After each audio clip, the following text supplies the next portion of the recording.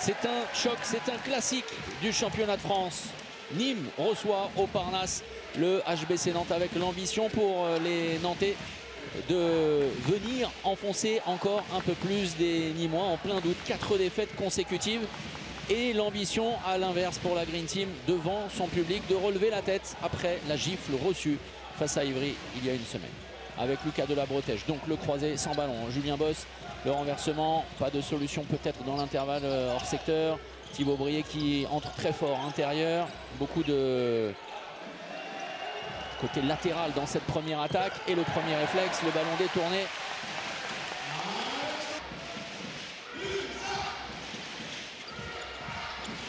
Ah, ça c'est très bien fixé de la part de Julien Bosse qui a fait mine dans un premier temps d'aller trouver l'intervalle. Il a voulu attendre la fermeture. Ailier, poste 2 et derrière c'est remarquablement servi et c'est très bien conclu également. Victor Hallgrímsson qui se détend. Bonne entrée dans cette rencontre de la part de Nantais appliqué. Qui a manqué son premier tir de l'aile. Tirant à côté du but, c'est vrai que ce n'est pas le... Brié, il transforme les ballons de handball en clémentine de corps touché par les blessures également. Qui va disputer à la maison un tournoi de qualification olympique. Quel geste absolument génial. Pas de 2 minutes alors que sincèrement il y aurait pu y avoir une sanction. Ça va dans tous les sens. C'est nouvel arrêt. Victor Hallgrímsson, Mohamed Sanad. L'entraîneur de l'USAM, Conradson qui retourne. On insiste beaucoup côté droit et c'est un tir forcé parce qu'il y a la frustration. L'erreur de Théo Allange. Mal positionné dans ce genre de situation. Ce mal profond qui ronge la tentative de passe cachée. Et c'est récupéré le poteau. Théo Monarque a failli réaliser quelque chose d'énorme. Mohamed Abdelak, tout feu tout flamme. Le ballon est lâché. Et le but pour la réaction. Julien Robichon, plus d'opportunités. Ouais, il va falloir tirer de suite. Hein. Voilà, pas perdu. Il reste du temps. 10 secondes, il faut désormais se hâter. 5 secondes avec ce ballon trop appuyé. Il y avait beaucoup de précipitation de la part des Nantais sur cette montée de balle et Thibaut Brié s'en veut même presque de ne pas avoir tenté sa chance. On en reste là à la pause, 15-10.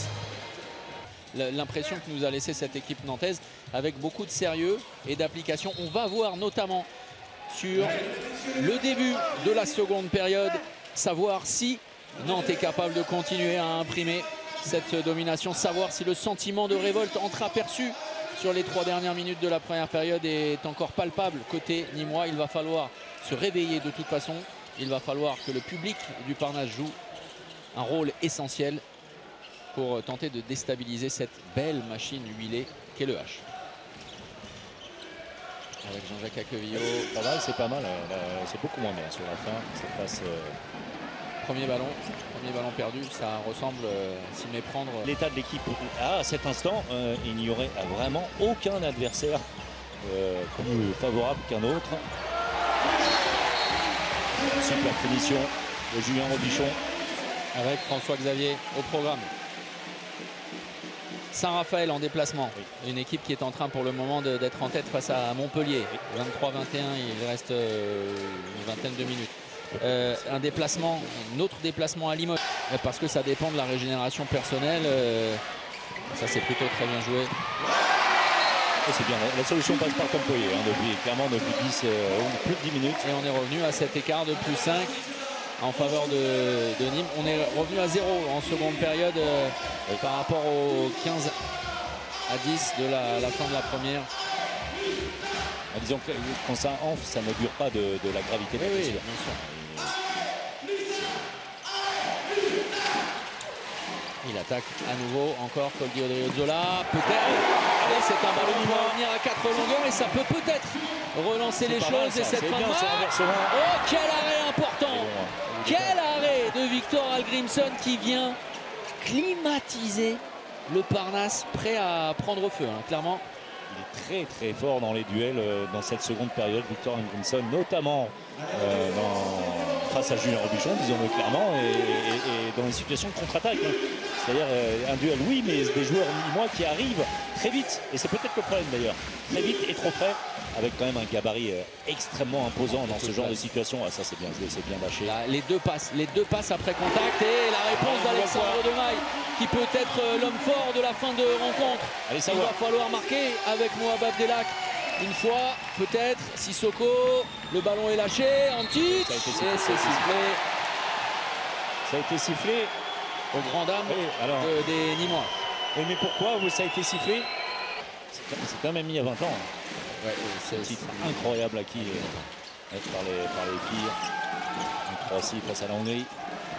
Et ça a perdu, regardez. La course peut-être, non. Il cherche un relais, Louis-Dorisbourg avec à l'opposé, Kobi. Ça va jusqu'au bout.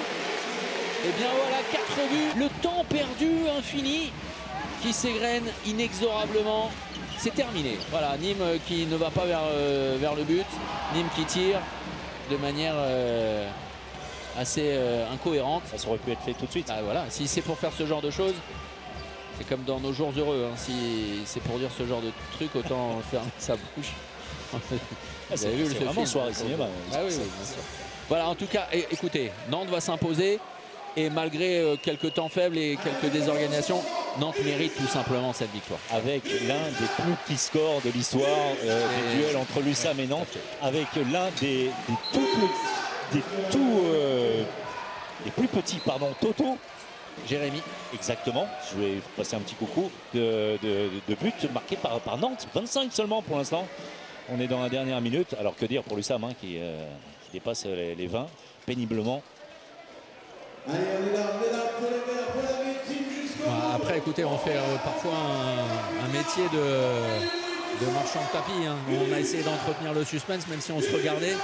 On n'y a vraiment jamais cru. On ne va pas le dire autrement. Ouais. Bah nous, c'est pas très grave. Même on a l'impression parfois d'être devant les Galeries Lafayette et de vendre un truc pour découper des légumes. Ouais. Bah vous savez, les bonhommes qui restent accrochés aux parois. Le baroud, comme en fin de première période, des Nîmois qui se sont donné peut-être l'espoir, mais Victor Hallgrímsson qui a été très bon ce soir et qui est battu par Mouab qui a répondu présent pour son retour. François-Xavier, ça c'est peut-être l'une des satisfactions pour les Nîmois. L'Égyptien qui évidemment est un élément majeur, mais il aura manqué tellement de choses côté Nîmois. Une équipe malade avec une équipe nantaise et notamment ce dernier but de Lucas de la Bretèche qui a montré un visage très conquérant.